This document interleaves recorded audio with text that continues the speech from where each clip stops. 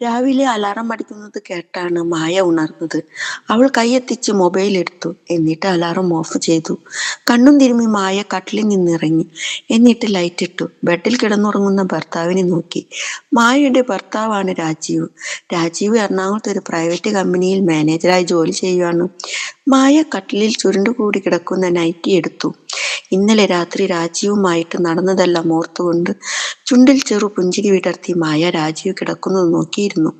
രാജീവ് ശനിയാഴ്ച വൈകുന്നേരം വരും, തിങ്കളാഴ്ച രാവിലെ പോകും. മായ നൈറ്റിയുമായി ബാത്റൂമിലേക്ക് കയറി. എന്നിട്ട് അടുക്കളയിൽ വന്ന് അവളുടെ പണികൾ തുടങ്ങി. മായ ഒരു സ്കൂൾ ടീച്ചറാണ്. മായയ്ക്കും രാജീവിനും 2 കുട്ടികൾ. കുട്ടികൾ ഇംഗ്ലീഷ് മീഡിയം സ്കൂളിലാണ് പഠിക്കുന്നത്.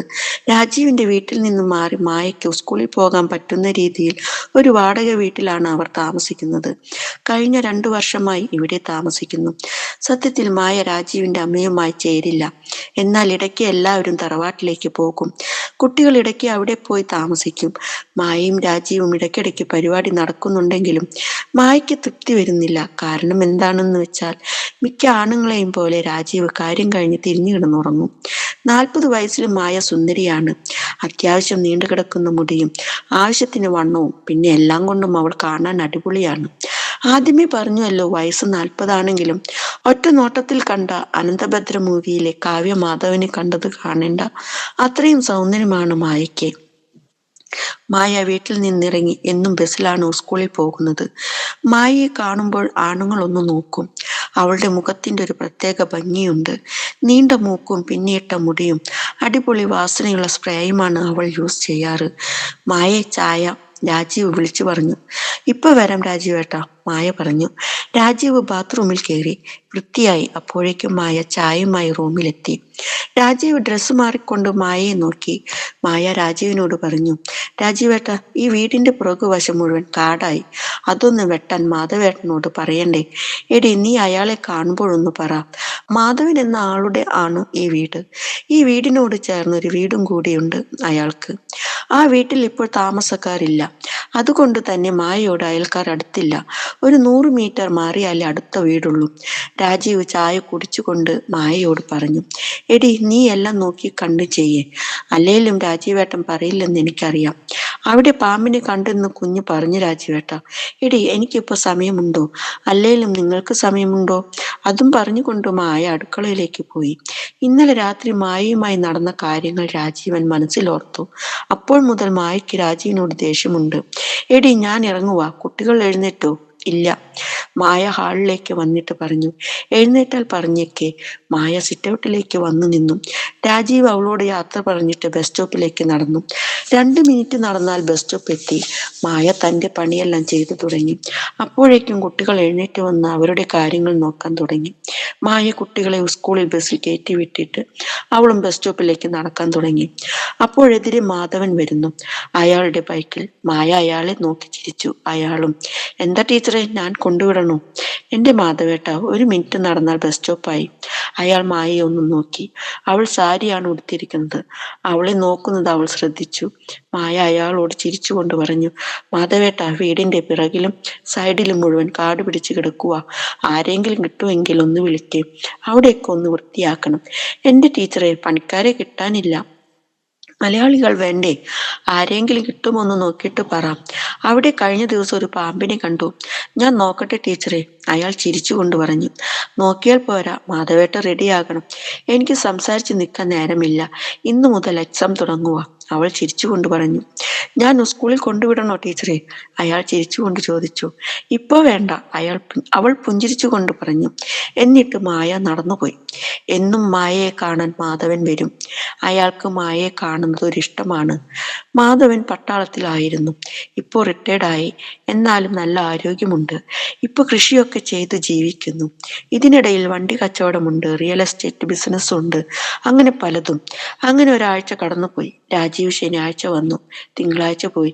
ചൊവ്വാഴ്ച രാവിലെ മായ സ്കൂളിൽ പോകാൻ ബസ് സ്റ്റോപ്പിലേക്ക് നടക്കുമ്പോൾ മാധവൻ ബൈക്കിൽ വരുന്നു. മായയുടെ അടുത്ത് അയാൾ വണ്ടി നിർത്തി. മായ അയാളോട് ചോദിച്ചു, എന്തായി മാധവേട്ട? ഞാൻ ഒരാളോട് പറഞ്ഞു ടീച്ചറെ, വൈകുന്നേരം പറയാം. എനിക്ക് 2 ദിവസം കൂടിയേ സ്കൂളിൽ പോകേണ്ടതുള്ളൂ. അത് കഴിഞ്ഞാൽ സ്കൂൾ അടയ്ക്കുക. അയാൾ ചിരിച്ചുകൊണ്ട് അവളോട് പറഞ്ഞു, അപ്പോഴെനിക്ക് ടീച്ചറോട് വർത്തമാനം പറഞ്ഞിരിക്കാലോ. ഞാൻ രാവിലെ വന്നേക്കാം. എന്റെ പൊന്നോ, മാധവേട്ടന്റെ വെടിക്കഥകൾ കേട്ട് ഞാൻ മരിക്കുമല്ലോ.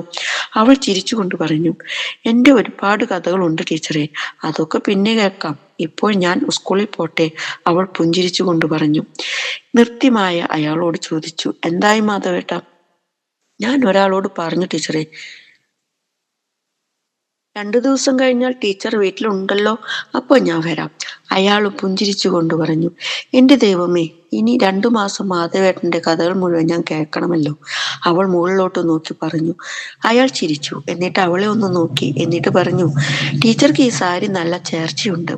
അവൾ ചിരിച്ചു. അവൾ ഇളം നീല സാരിയും ക്രീം കളർ ബ്ലൗസുമായിരുന്നു ധരിച്ചത്. മായ ചിരിച്ചുകൊണ്ട് പറഞ്ഞു, അല്ലേലേ, ഞാൻ എന്തിട്ടാലും നല്ല ചേർച്ചയല്ലേ മാധവേട്ട? ടീച്ചർ സുന്ദരിയല്ലേ?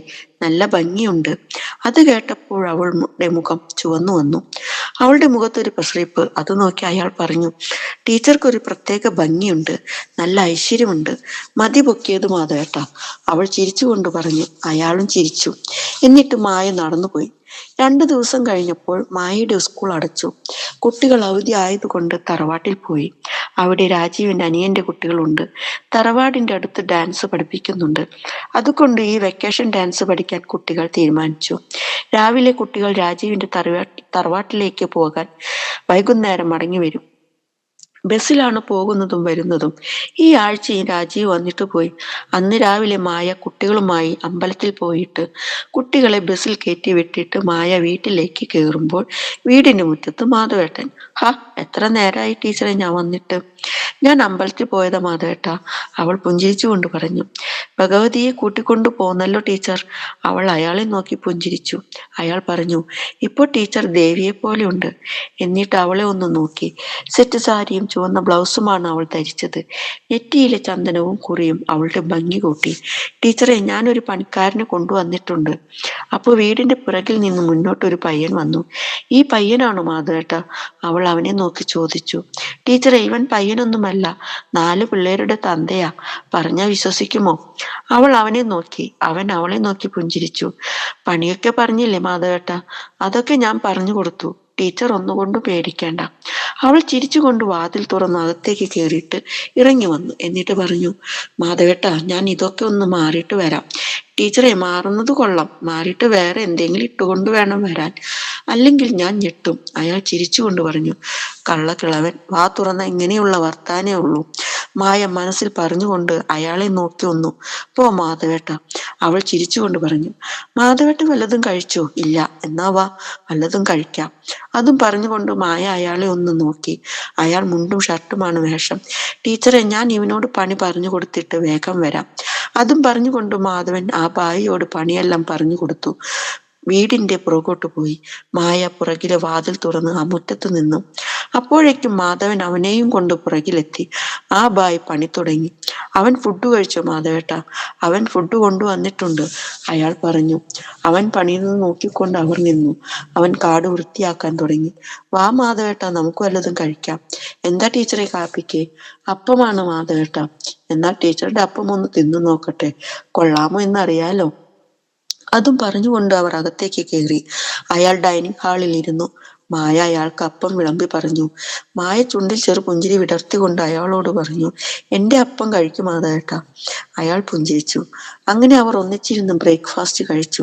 ഫുഡ് കഴിച്ചിട്ട് അവർ ഒരുപാട് നേരം സംസാരിച്ചു. അവൾ ഉച്ചത്തേക്കുള്ള ഫുഡ് റെഡിയാക്കുമ്പോഴും അവളോട് സംസാരിച്ചു കൊണ്ട് അയാൾ നിന്നു. ഇടയ്ക്ക് അയാൾ പുറത്തേക്ക് വന്ന് അവൻ പണിയുന്നത് നോക്കും. അവൻ 10 മണിക്ക് കാപ്പി കുടിക്കാൻ കയറിയപ്പോൾ അവൻ വെള്ളം മായ കൊണ്ടുപോയി കൊടുത്തു. മായയോട് അയാൾ ഒരുപാട് തമാശ പറഞ്ഞു. അവൾ അയാളുടെ തമാശ കേട്ട് ചിരിച്ചു. അവളുടെ പണിയെല്ലാം പെട്ടെന്ന് തീർത്തു. അപ്പോൾ അയാൾ ആ ബായി പണിയുന്നത് നോക്കി നിൽക്കുവാണ്. മായ അയാളോട് സംസാരിച്ചുകൊണ്ട് അടുത്തു വന്ന് നിന്നു.